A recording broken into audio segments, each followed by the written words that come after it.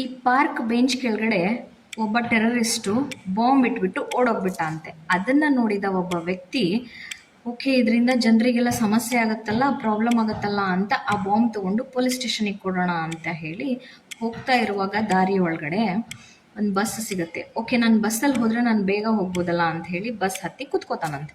ಆವಾಗ ಕಂಡಕ್ಟರ್ ಬಂದು ಟಿಕೆಟ್ ಕೇಳ್ತಾನೆ. ಟಿಕೆಟ್ ತಗೊಳ್ಳುವಾಗ ಏನ್ರಿ ಇದು ತೊಡೆ ಮೇಲೆ ಅಂತ ಕೇಳಿದಾಗ ಬಾಂಬು ಸರ್ ಅಂತಾನಂತೆ. ಅಯ್ಯೋ ಇದೇನ್ರಿ ಟಿಕ್ ಟಿಕ್ ಟಿಕ್ ಅನ್ನತೈತಿ. ಹೌದು ಸರ್, ಲೈವ್ ಬಾಂಬು ಸರ್ ಅಂತಂದ ಅಂತೆ.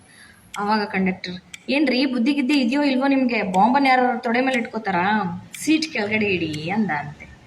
ಬಾಂಬನ್ನು ತೊಡೆ ಮೇಲೆ ಇಟ್ಕೊಂಡ್ರೆ ಏನು, ಸೀಟ್ ಕೆಳಗಡೆ ಇಟ್ಟರೆ ಏನು, ಅದು ಬ್ಲಾಸ್ಟ್ ಆಯಿತು, 1 ನಿಮಿಷದಲ್ಲಿ ಎಲ್ಲವೂ ನಾಶ ಆಗೋಗುತ್ತೆ. ನಮ್ಮ ಸಮಸ್ಯೆ ಎಲ್ಲ ಅದೇ. ಯಾವುದೋ ಒಂದು ಸಮಸ್ಯೆಗೆ ತಾತ್ಕಾಲಿಕವಾದ ಪರಿಹಾರ ಹುಡುಕ್ಬಿಡ್ತೀವಿ. ಅದರ ಆಳ, ಅದ್ರ ಮೂಲ, ಅದು ಎಲ್ಲಿಂದ ಬಂತು ಅನ್ನೋದ್ರ ಬಗ್ಗೆ ನಾವು ಯೋಚನೆನೇ ಮಾಡಲ್ಲ.